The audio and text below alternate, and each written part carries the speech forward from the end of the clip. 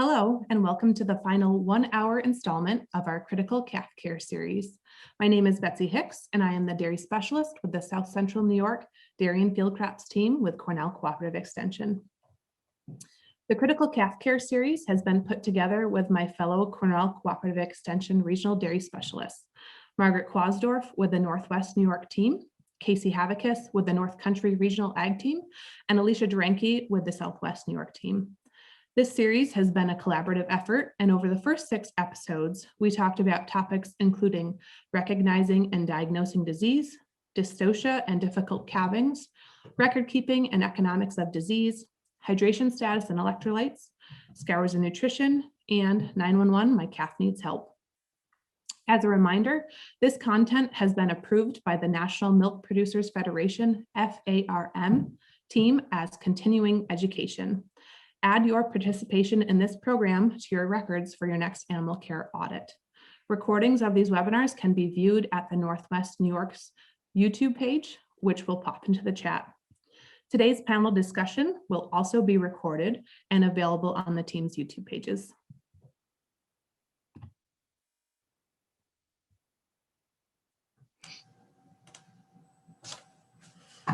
Okay, hi everybody, I'm Margaret Quasdorf. Today is very exciting for us because we're coming to you live with a panel of calf care experts. At this point, I'll invite them to turn on their videos and I'll go through the panel to start with. They can give a little wave as I introduce them, and in a little bit, each of them will give you a bit on their background to acquaint you with the part of calf care that you'd like to, or that they'd like to focus on. So first, we'll start with Dr. Jen Walker with Danone North America. Can you give us a little wave, Jen? There's Jen. Next is Dr. Fernando Soberon with Standard Nutrition Consultants. Hi, Fernando. Next is Dr. Laura Ras Brown with Mid-State Veterinary Services. Hey, Laura. Next is Dr. Rodrigo Milano Torres with Lactanet. Hi, Rodrigo.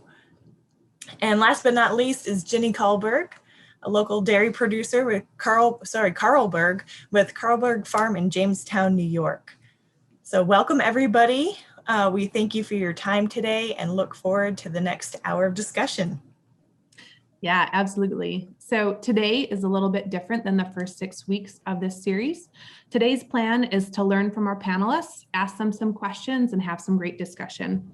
We are recording today's session and it will be posted on our YouTube pages afterwards, like I said before.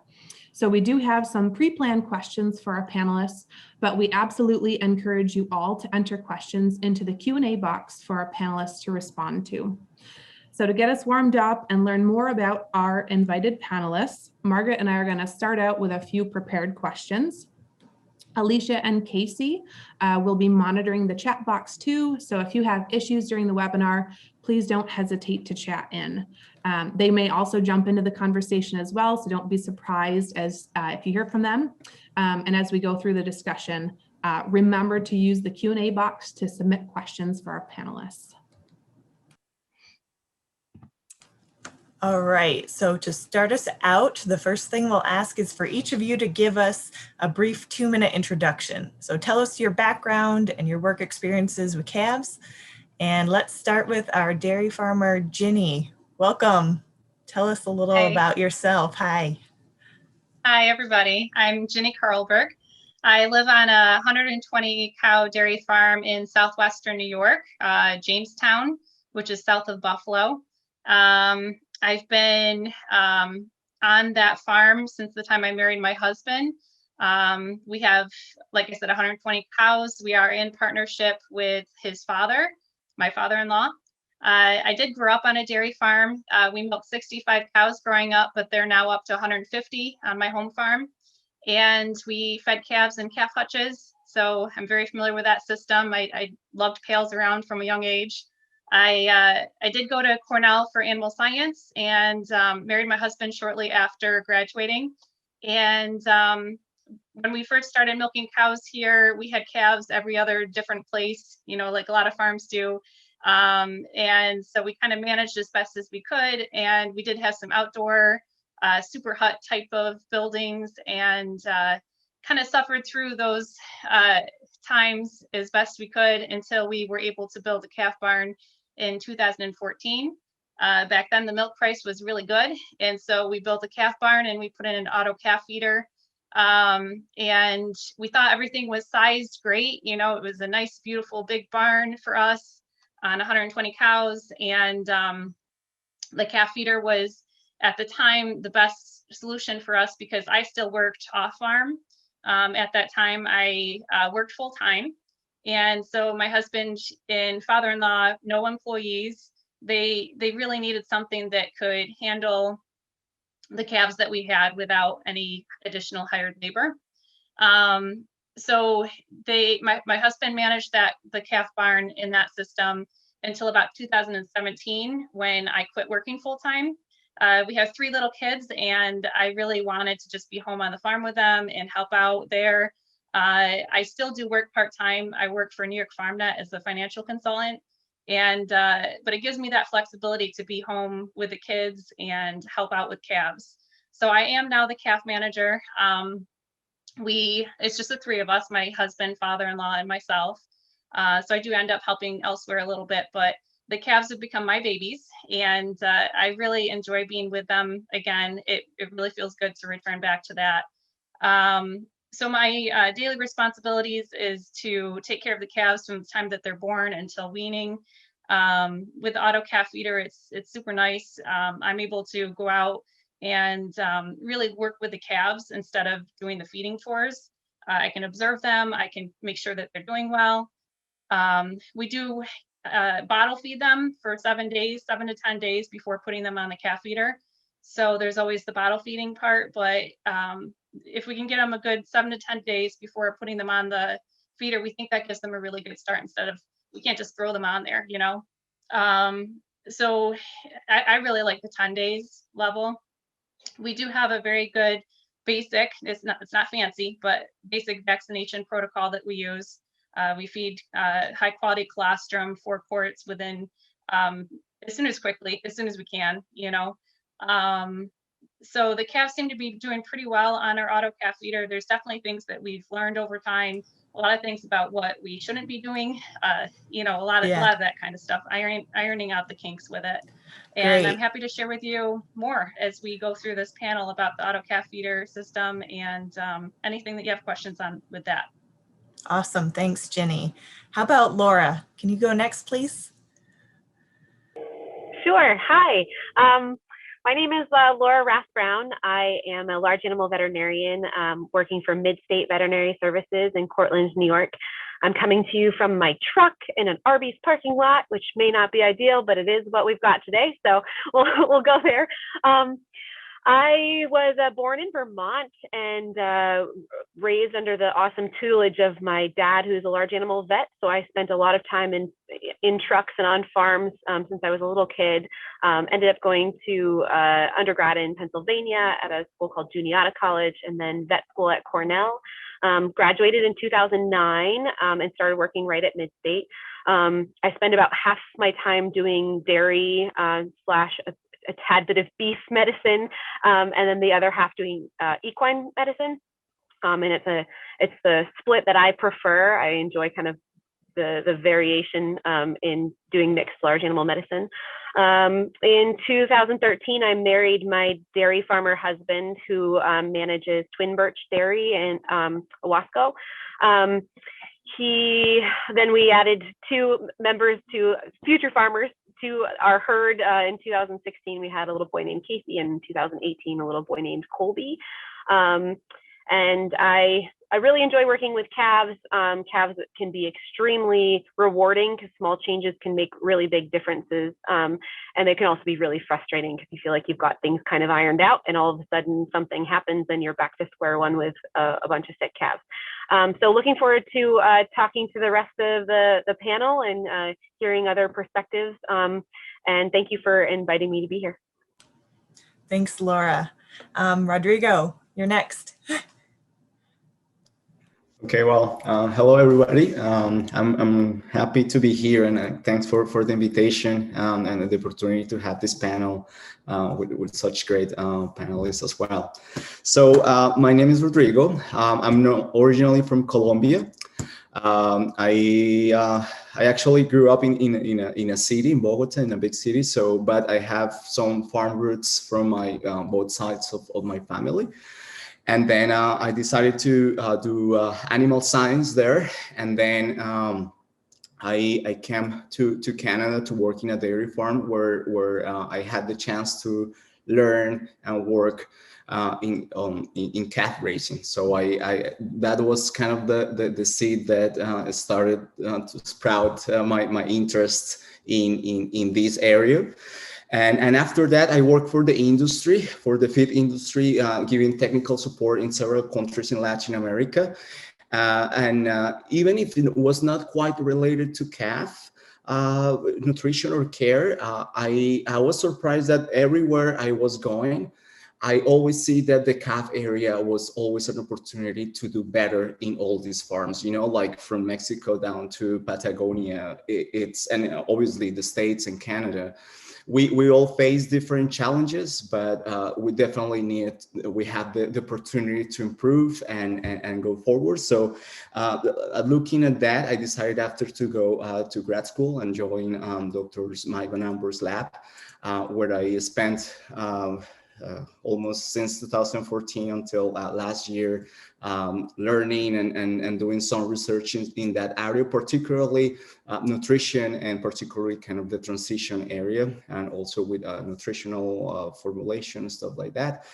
And yeah, I recently joined the team, the innovation and development team of Lactanet, which is a network here in Canada that we provide different services. And in my position right now, basically, I kind of do consulting, extension, and some applied research on the side at the same time. So I'm kind of new in the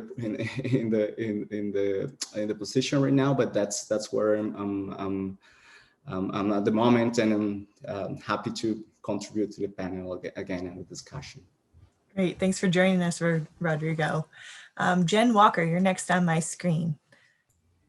Hi, good morning, Jen Walker. I'm a veterinarian by trade. I practiced in California, grew up in California, practiced there on what I guess most folks consider large dairies for about 5 years before going back to school at Ohio State for my PhD in epidemiology, where I studied udder health and developed sort of my work in animal welfare. And really since then I've been working in the animal welfare space, sort of applying what I learned in practice to that.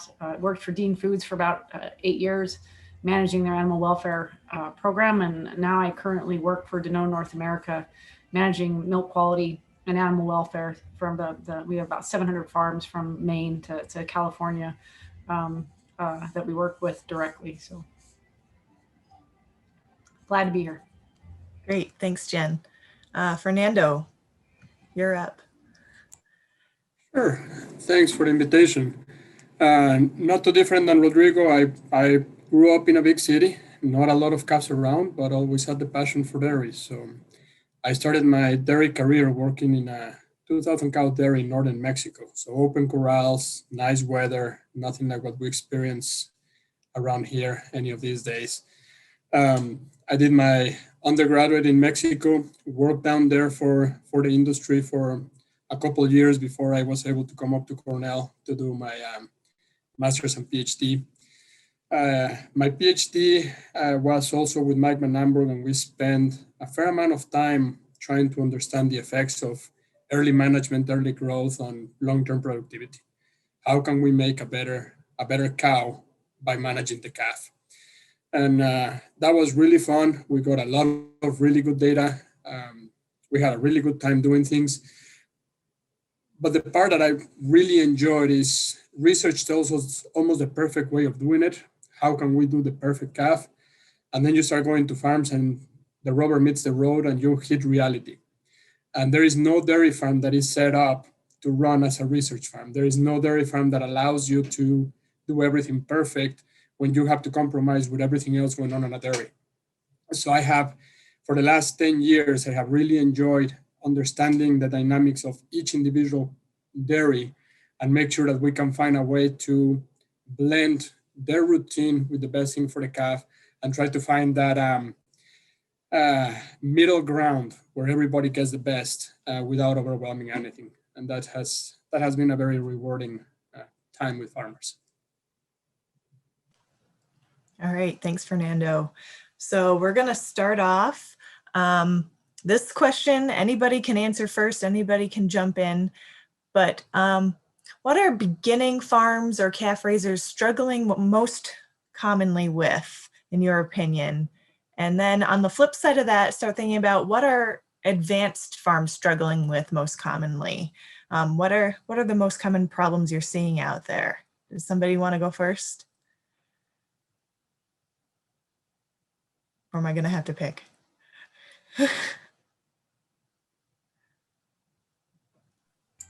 I'll jump in. Sorry, Thanks, Fernando. No worries. I'll throw myself under the bus rather than, yeah. Again, with Danone, I get a chance to see farms from kind of all over the country. In practice, I worked not only for dairies, but I also worked with several calf ranches as well. So kind of have that sort of broad perspective. And I guess, from what I see, it really does just kind of vary. And I think, Ginny, you probably touched on some good examples of, sometimes, you have newer farms who are struggling to find, calf, if we're speaking to calf care specifically, calves are a challenge, and calves require, your best stockman, your best cow person on the farm.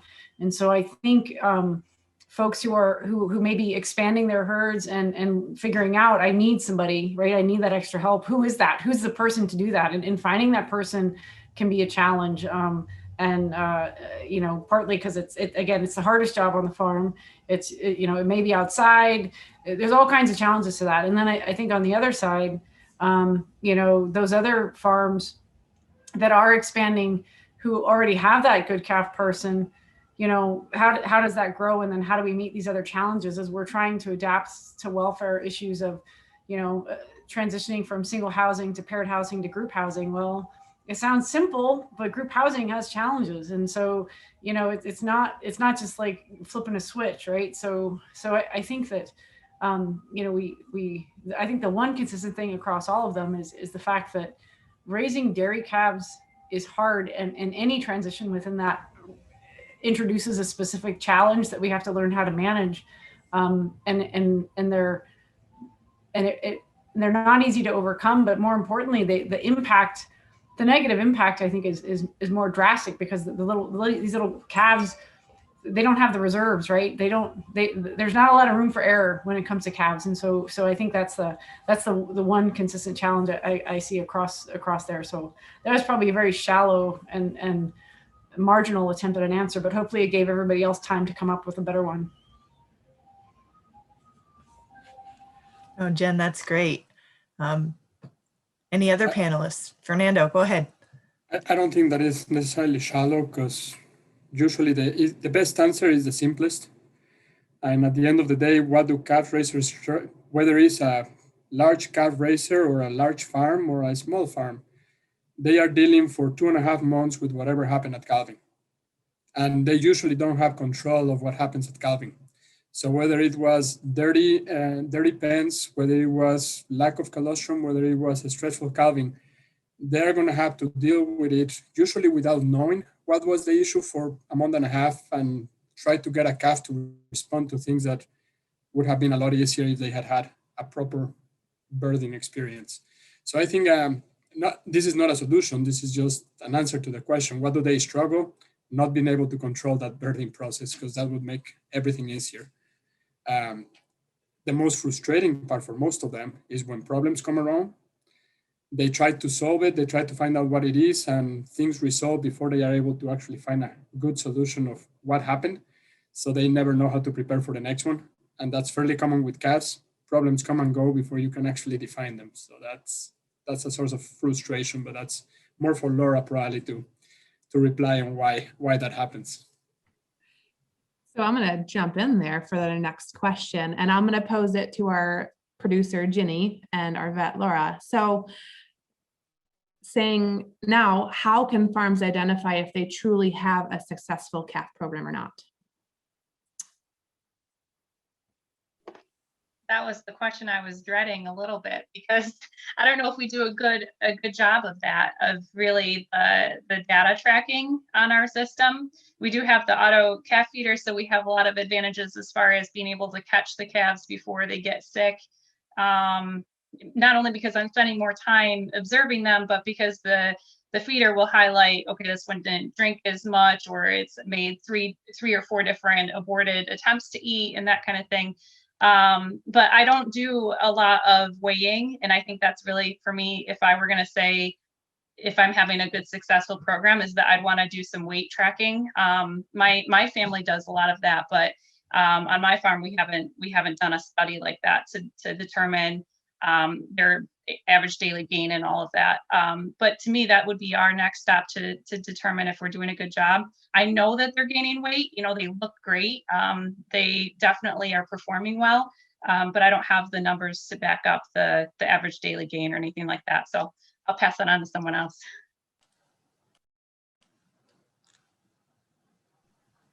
I definitely think that using birth weight and weaning weight is a great metric for identifying how successful your calf program is, and tracking morbidity, the amount of animals that are getting sick, certainly mortality, how much treatment is going on.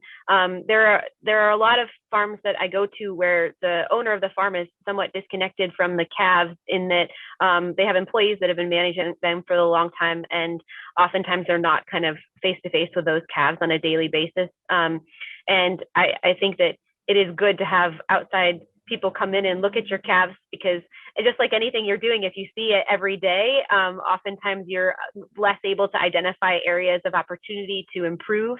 And having some metrics, you know, certainly total proteins at birth, make sure that your colostrum program is good, making sure you're adapting to the changing conditions, weather-wise, disease-wise, and oftentimes we get slugs of calves that come in and, you know, kind of change the population density, and that's going to, you know, change your calf feeding schedule. I guess a timely thing to talk a little bit about is making sure that the milk temperature that's being fed is appropriate. You know, when we get these really, really cold spells, you know, the milk may be perfectly appropriately warm when it's coming out of the pasteurizer, or you know, when you're mixing it, but by the time it's actually being fed to that calf, is it still, you know, over 100 degrees? And surprisingly, sometimes we think it's completely fine and we actually measure it, and it's not at all. And we don't want calves to have to warm up their milk to body temperature. That's extra energy that they don't have. They have no reserves. So little things like that, especially this time of year, are really important to be looking at. Absolutely. Thanks, ladies. So I'm going to transition then to Rodrigo and Fernando. So which metrics are most important to you to measure? And then how do you use that data that you track? And Rodrigo, feel free to go ahead first. I was trying to find my mouse and with myself. So certainly, I mean, in terms of the calf health, or calf itself, yes, weight for me, it's a great indicator. If the calf got sick, if the calf didn't get the good colostrum, the good program in general, we can you know, go and chase that in the average daily gain. But before going more on that, I will definitely, in terms of, yeah, we're focusing in the calf, but I think that sometimes we lose the big picture, that we have to think in a replacement that we're bringing to the herd. And sometimes I think that it's good that we evaluate that side. So, you know, how much is costing us to get there? What is the quality of the heifer that we produce? Because we invest a lot of effort and money and resources raising the calf to become a new milk producer, but sometimes we don't have much, or we don't spend much time evaluating if we're doing a good job, at the end, if that's our ultimate, end of the raising process. But so that's something that even if I did a lot of work in the calf in the beginning, I think I'm tempted to go first now to evaluate how's the whole program working. But if it concerns to the calf care per se, I don't know if it's something that, as Fernando said, we were used to having the research setup, but definitely a way that we can evaluate, as Laura said, like from the beginning, how is our colostrum protocol working? So measure those, first measure that colostrum. Are you giving the good colostrum that that you have, that you are doing? Sometimes, especially now that I start to get into farms, people know that they have to go to do, test the colostrum, but sometimes they test it for a couple of weeks and they say, oh, in general it's good, so they stop doing it. So in terms of metrics, yeah, colostrum quality, that I cannot make enough emphasis on that. We have to measure the colostrum in the end, and then the total proteins when we can. When your bed comes in, or if you find another way, and definitely growth and health. Sometimes people do it, sometimes not, but that will be a good way to evaluate how's your program working, and also, very importantly, to me at least, to choose which ones we keep, and we keep investing further on in the other phases. So I think that's what I will say for now. Yes, I'm getting less and less things to contribute as everybody's covering most of the basics and the best things. So thank you for sending me last. But I guess I'm going to take a little different approach. I'm going to say, if we want to evaluate the success of a program, we have to go to the lactation. How are first lactation animals calving? How are they producing? Are they getting better and better each generation? Then we have a successful project. Now, unfortunately, we cannot measure just based on that, because that's 3 years from the time that they are born. By the time they finish first lactation, too late to change anything. So I like to divide my goals in proactive goals and reactive goals. That milk production, that successful lactation is a reactive goal. It's something that you measure after something happened, and you use it to evaluate how well I did. Even though I really like growth rates, it's also a reactive growth, or a reactive goal, because you win them, you find out if they grow well or not, and there's nothing you can do at that point with that calf, but you can definitely change for other calves. So it's still good to do it, it's still worth it. Some of the proactive goals that I like to impose: number one, keep records. It seems simple, but you will be surprised the amount of farmers that do not record time of birth, time of colostrum administration, amount of colostrum given, who attended the calving, or what happened in the calving. Was she born in the alleyway? Was she born in the proper place? Was she breech? Was she a hard calving? All of these things can help us, or help Laura or the vet in the farm determine if there's going to be problems later on, or troubleshoot problems when they arise. So if I'm looking at a successful calf program, I'm looking at a farm that takes records and keeps those records in any software. It can be their comp, it can be a notebook, it doesn't matter, but they keep those records so you can go back and solve problems when they arrive. Everything else has been covered. I mean, colostrum, growth rates, all of those things have to be well done, but my contribution will be record keeping. I really like that thought process of proactive and reactive. And that's, like you said, Fernando, sometimes the simplest answer is the best one.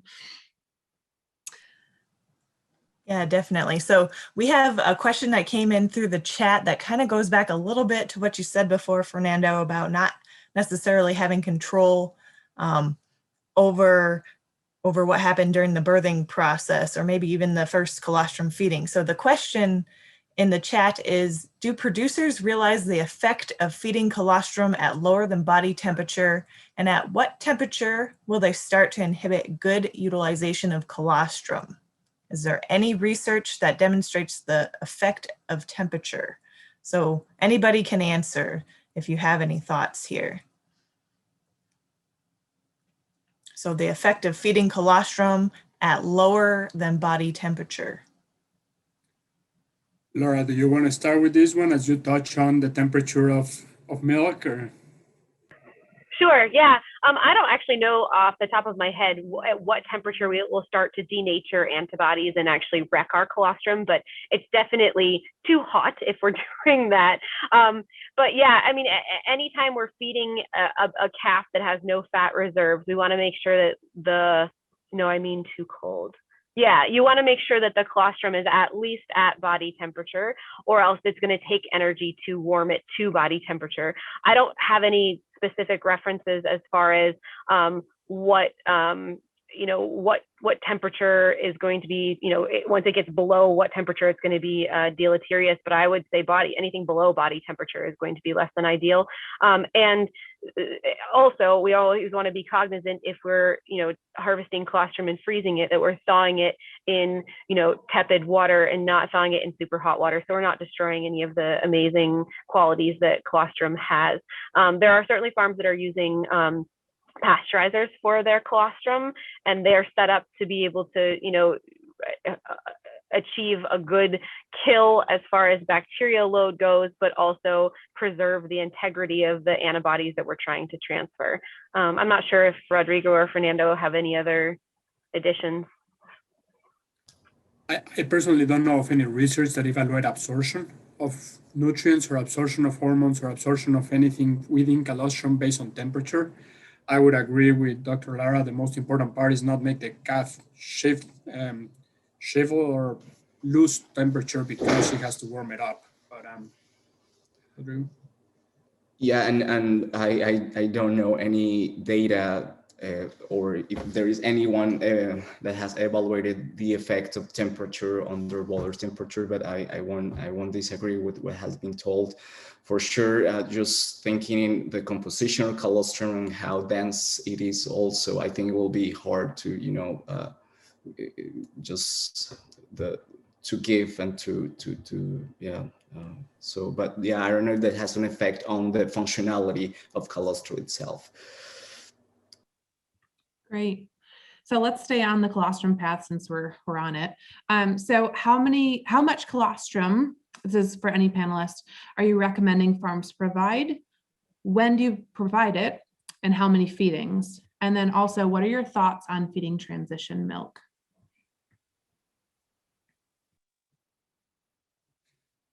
All you have, as fast as you can, as much as the calf wants. If anyone wants specific numbers, go to someone else. Yeah, no, I would agree. And I think there's lots of good evidence now that continuing to feed that, right, even though they may not absorb those antibodies, there's a local effect and the benefits of those antibodies. So continuing to feed, if you have extra colostrum, feed it to everybody every day.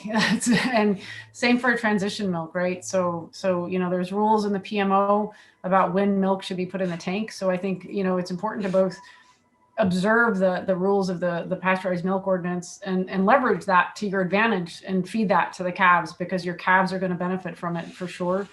And so yes, and I think, I think some of it will, the old story is again a gallon, right? A gallon within, so many hours. But, I've had folks that take a different approach and maybe give them a little bit and come back in a little bit.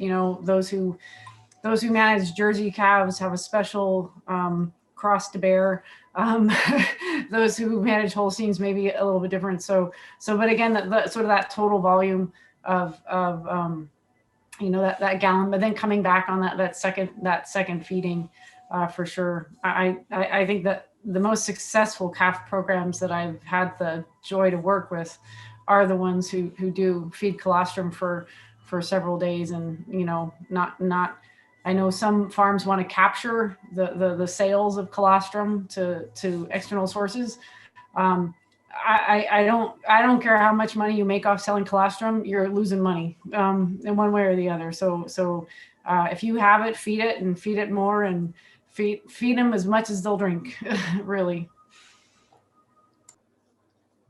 Yeah, I'll go with what at least I'm advising right now. Just go for 10% at least of the body weight of at least 22% bricks colostrum for the first. And here's where I think that the kind of the farm and the resources they have goes, because if you have really good colostrum, you can just storage or do something to make sure that every calf gets that kind of colostrum. And for the posterior milkings of colostrum, of course, give it for some farms that's very easy and feasible and it's within their protocols, but sometimes it's not.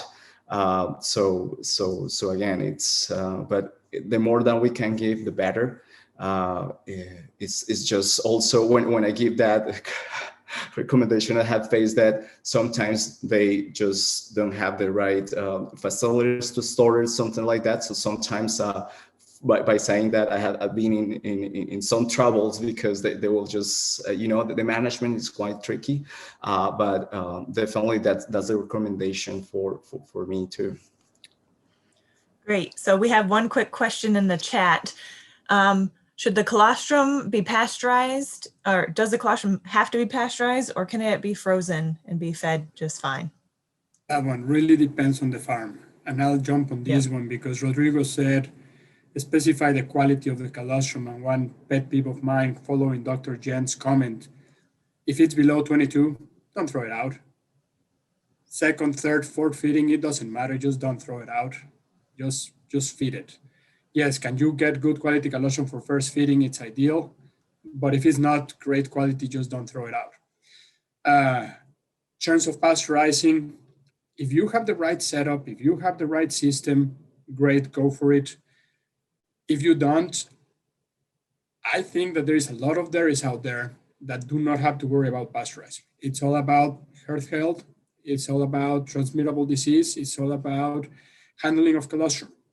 If you are good at handling the colostrum and you don't let it sit in the room temperature and you feed it promptly, most of the time you don't get benefit of by pasteurizing it. You actually decrease the benefits of colostrum because there is no doubt that pasteurization will kill some of the live cells that have shown to increase the response to vaccines of calves.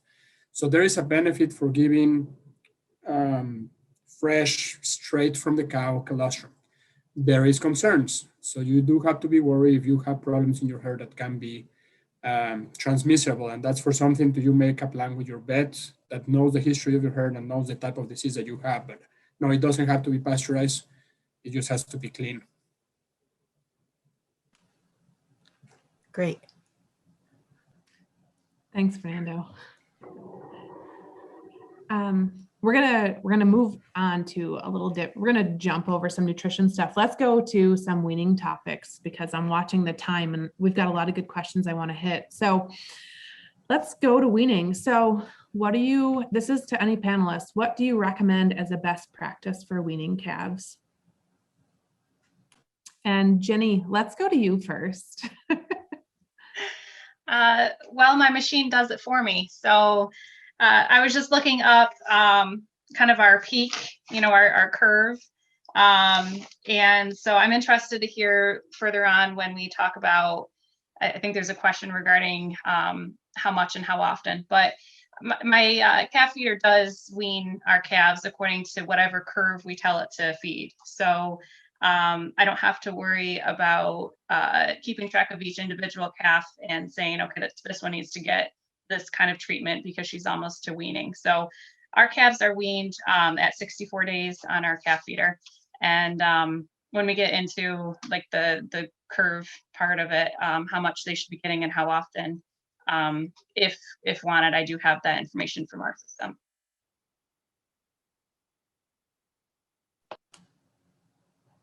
Laura, you want to jump in with a weaning best practices for weaning? Sure. I really do like stepwise weaning. I like to, slowly transition these calves off of their full feed, depending on how much they're actually getting.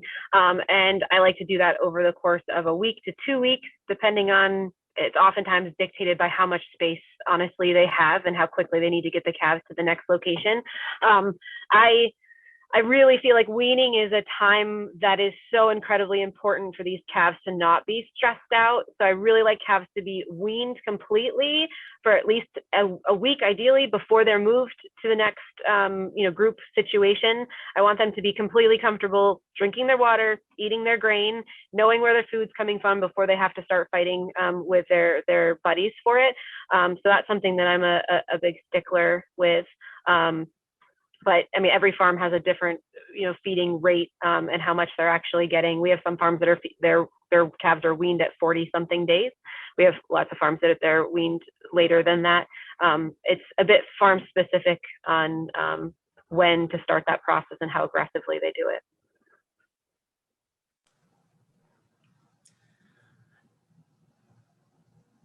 Okay. Let's jump a little bit further to another topic. And Jen, I'm going to have you start thinking here once I read the question. What types of enrichment should farms be providing to calves, and what are the benefits of providing it? I know that we've got a lot of pressure from the industry now coming towards us and focusing on our calves. Would you mind commenting on some of the top priorities farms should look at when providing different types of enrichment? Sure. And, enrichment becomes kind of an interesting conversation because some folks say, what I'm going to call enrichment, others will be like, well, that's just essential. That doesn't count as enrichment, right? So I'm like, well, let's not split hairs, people. We just want to make lives better, right? So I'm going to put it in the enrichment category. When I think specifically about calves, I think sometimes it's a challenge, depending on housing, but that's sort of the first spot, right? So is it social housing? And again, it doesn't need to be group. Is it paired housing? That sort of thing. And there's benefits to that in their later life as it affects their ability to transition from one group to another and their ability to just accept change, period, in their older lives. And so I think that's a certain benefit. If I think about sort of the some other opportunities, there's been a lot of good work, or a new bit of work done at UC Davis where they're looking at, how we feed, right? So again, little things like feeding with a nipple bottle versus a bucket is good. Again, others would argue that's not enrichment, Jen, you're stretching it, whatever, okay? So we don't have to get into the semantics of it. But then also providing, how we provide the food, not in the bottle, but, they were doing some work using a PVC pipe and cutting some holes in it and putting the long stem hay there for the calves to eat. And that opportunity for them to use their tongue, right? So they were sort of investigating. We all see those calves that are those crazy tongue rollers, and you're like, where did that come from? And so looking at that to say, okay, well, maybe these calves would appreciate that opportunity early on to have that same, essentially trying to emulate that same activity that they would if they were actually on pasture, wrapping their tongue around grass to eat it, right? So some opportunities there to provide, how we deliver some long stem hay for them to eat. Things like, cow brushes. We use them a lot in the older, pens and the adult cows. I think that they make some smaller versions for calves. I think that they enjoy that just as much as the other cows do. Beyond that, I think we need to learn what does enrichment look like for all stages of cows, and if people want to push the idea of enrichment, and what those opportunities are. But for me, I think at a starting point, those are some really key basics to make sure that we provide sort of those natural outlets that the calves have for that behavior to do they're actually, again, pretty simple, but also translate into some benefits on the opposite side long down the road for the farm from a performance point of view. Great, thanks, Jen. We did have some questions submitted by different participants over the course of the series, and one kind of wants to know a little bit more about factors that will stress calves. different environmental factors. We talked a little bit about weaning. Can you just touch a little bit on stress, anybody?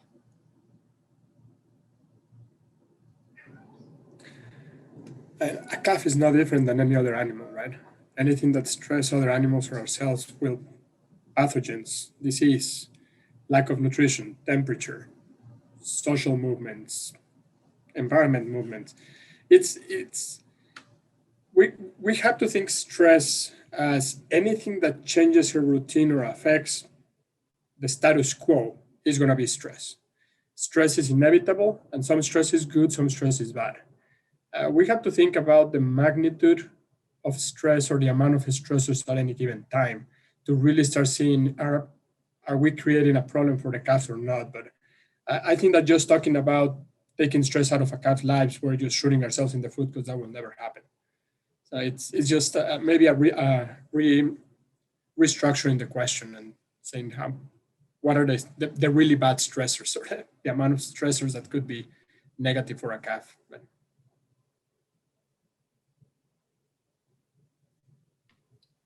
thanks, Fernando.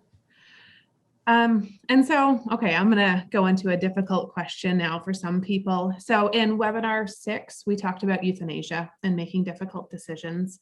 And so, a couple of the panelists helped Alicia and I with our calf euthanasia decision tree. So for us as extension people and anybody that really works with calf raisers in the industry, how can we help farms feel confident in making the decision to euthanize a calf in a timely manner? And do you have other thoughts on calf euthanasia? And Jen or Laura or whomever wants to jump in, please feel free.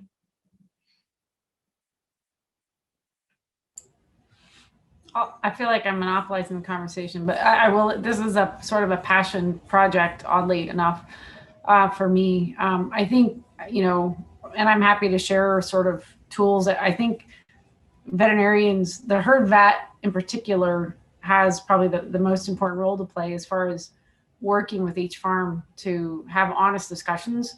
Firstly, about comfort level, right? Because I think you need to understand the comfort level of your farmer on their ability to make these decisions, and then go from there, because every farm's different. And I think, and it's not a small farm, big farm thing. I practice in California. I don't want to call him my favorite farmer, because that's not fair, but he simply couldn't. He was milking at the time, I think 1,300 cows, and he couldn't bring himself to euthanize a cow. Right. So I had to know that, right, because it informed his decisions. And so we had to make sure that was managed. Right. So I think we need to do that. And then from there, once you identify what that resource is, you need to help them develop this habit. It should just become a habit of thought of how we work through this process, because it sounds horrible, but you need to take the emotion out of it, because it's no different than people and their pets and their dogs and cats, right? There's lots of reasons. I can rationalize my way 10 bazillion ways to why I don't want to euthanize something. But if I take it back and I have sort of a process to go through, I need to be able to feel like I made a good decision and a decision that was in the best interest of the animal in front of me at that moment. And to recognize that it doesn't matter how I feel about it or anybody else, that we always make the decision with the animal in front of me in mind, whether it's a cat or a dog or a cow or an emu. Maybe not so much emus, just kidding. So I think that's the goal. And then we go from there. And then I think it's important to just keep an eye on it and check in with the folks who have that duty, because sometimes we don't realize that it can become overwhelming, and sometimes not because of what's going on the farm, but because of what's going on outside of the farm, right? So it's important to keep a very close eye and conversation with those folks with that responsibility, because it can quickly become overwhelming. And then again, who suffers? The calves suffer, or the cows suffer, right? So we just need, I think we, as an industry or as a profession, I'll say, We just haven't given that enough attention that it deserves to help our farmers and to help those caregivers, whoever they are, manage that and understand how important it is on the farm. So I'll leave it there and let others speak to that. But that would be my thoughts for whatever 1 cent, half a penny with inflation. Thanks, Jen. I think those were really, really wise words, Jen. And I think it's really, really hard to, especially on these calves where you've worked really hard, you think you're fighting a battle you're going to win, and you get to a point where you are, the calf's been down for 4 days and you've not been able to, make her comfortable and, move in the right direction. And making that call is really, really challenging.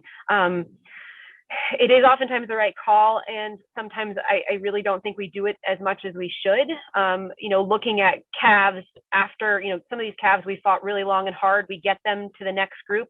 They're smaller, they're runty, they don't look as good. They still move on to the next group because we remember that calf because we treated her, she almost died, we got her there.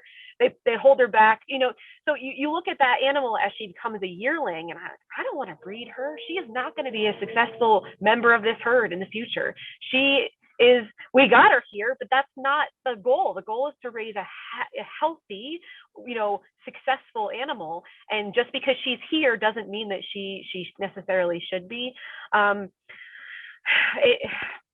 I feel like we're doing a better job identifying animals that need to be euthanized earlier. And I think that is something that, is going to be even more important in the future.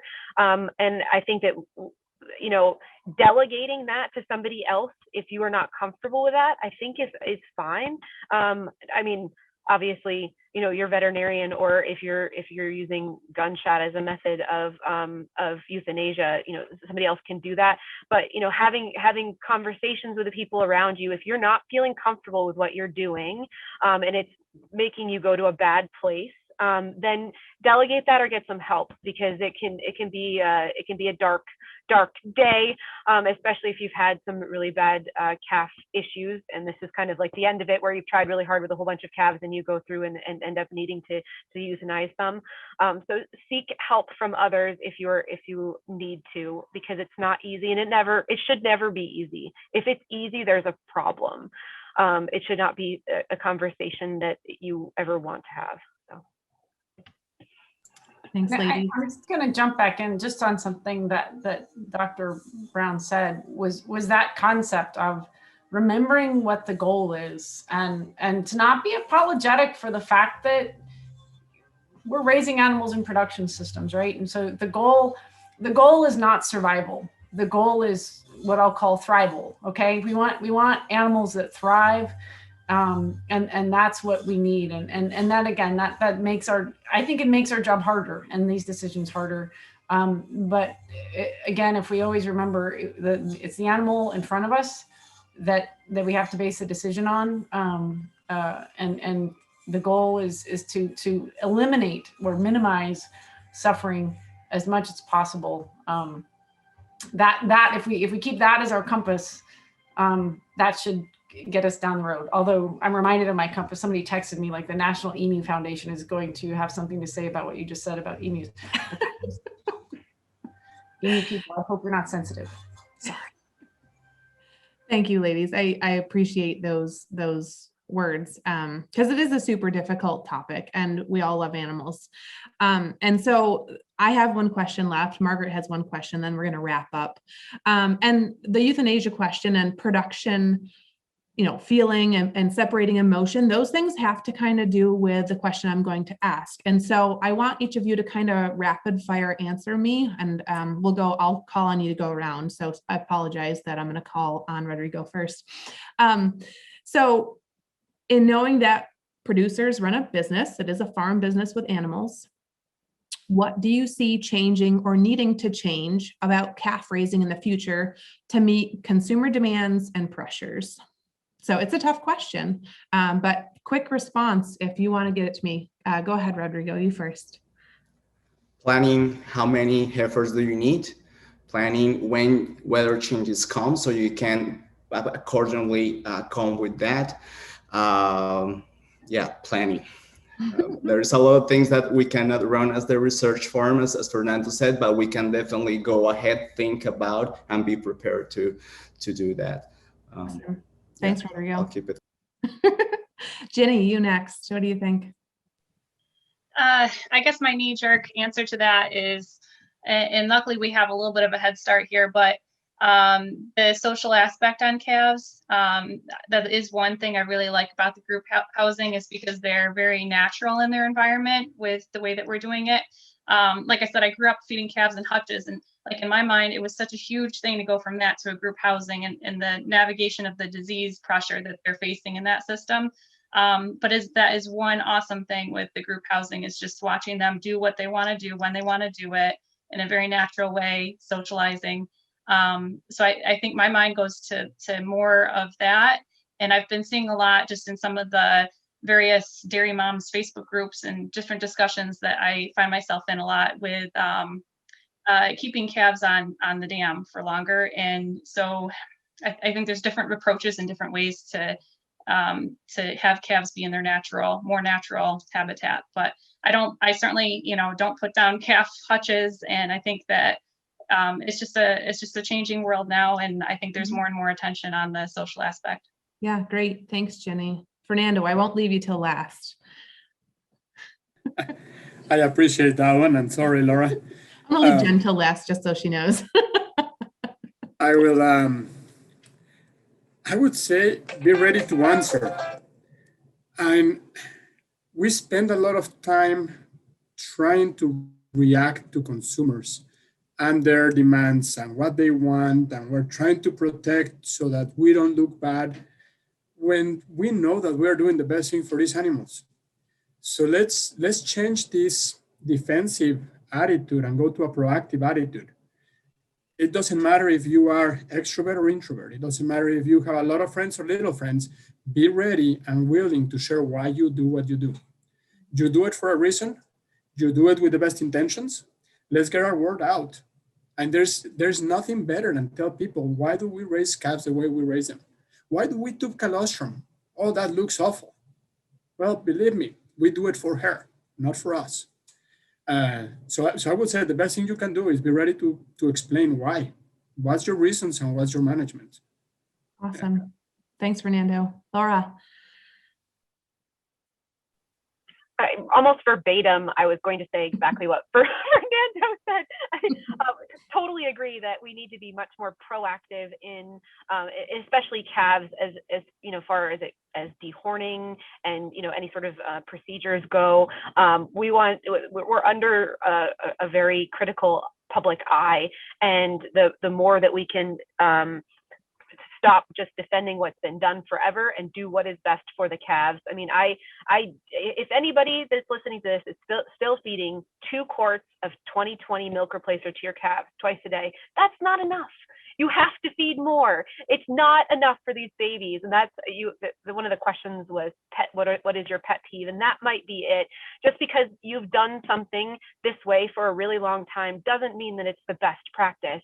And it's time to kind of come out of the 19th century and feed these calves appropriately, and make sure that we are not just responding to public demands, that we are charging forward and leading the way by making protocols that have these calves' best interests at heart, and have good, thriving, productive members of our herd coming out of our program.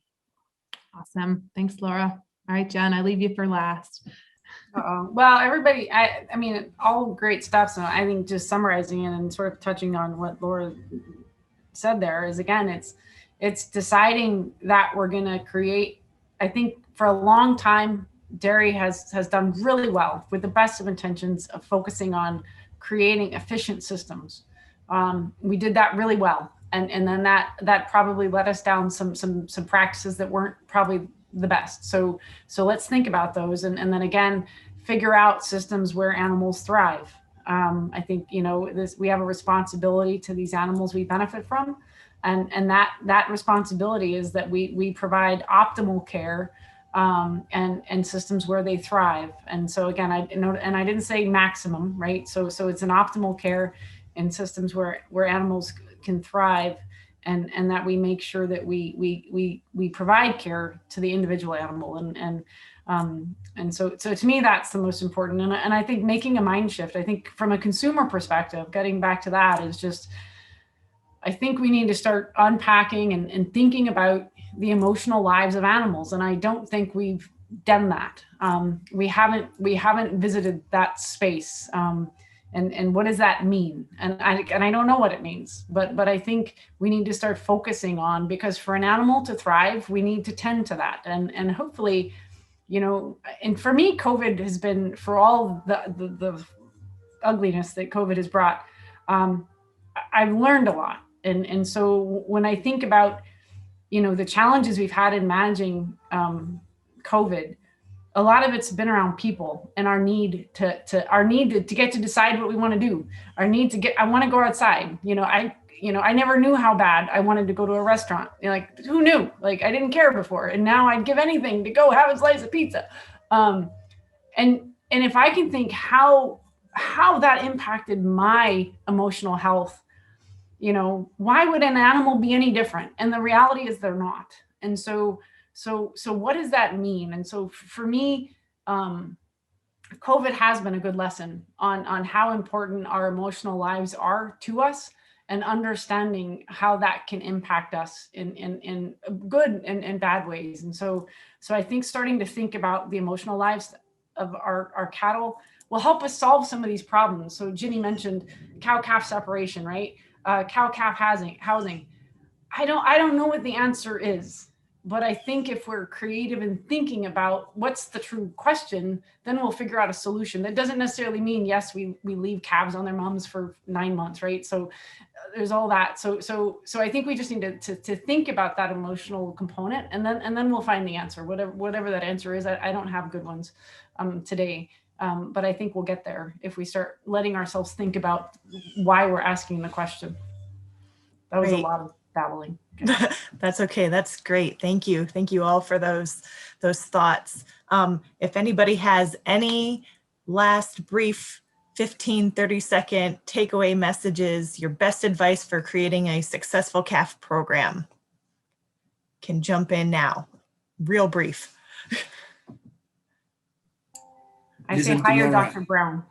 Yeah, listen to her. The most damaging phrase for any business is I done it this way my whole life.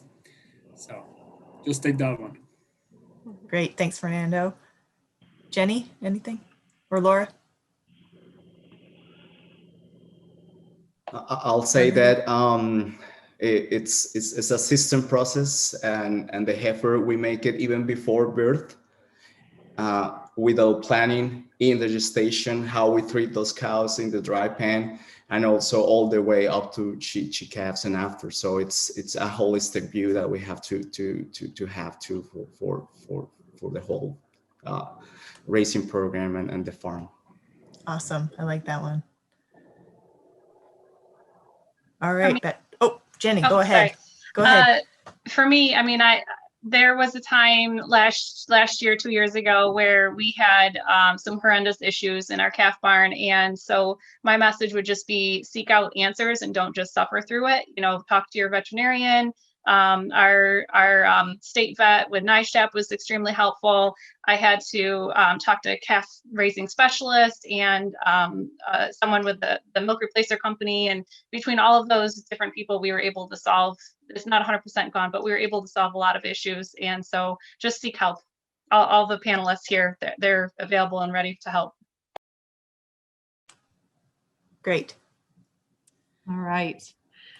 So I think we've reached the end of our time today. We actually went a little over, but I totally appreciate all of the comments that all of you shared. And I want to thank our panelists for joining us live. And I want to thank all of you for tuning in with us as well. We've had a lot of great discussion, and we hope that you've enjoyed today's live panel, as well as the first 6 episodes of our Critical Calf Care series. As a reminder, you can view them on our YouTube channels, and they have been approved by FARM as continuing education. There will be a survey link that pops up at the end of the webinar. And we encourage and welcome your feedback on this program to help us make new programs even better. Like always, please reach out to us with any questions or ideas for future programming. So thank you again and have a great rest of your day.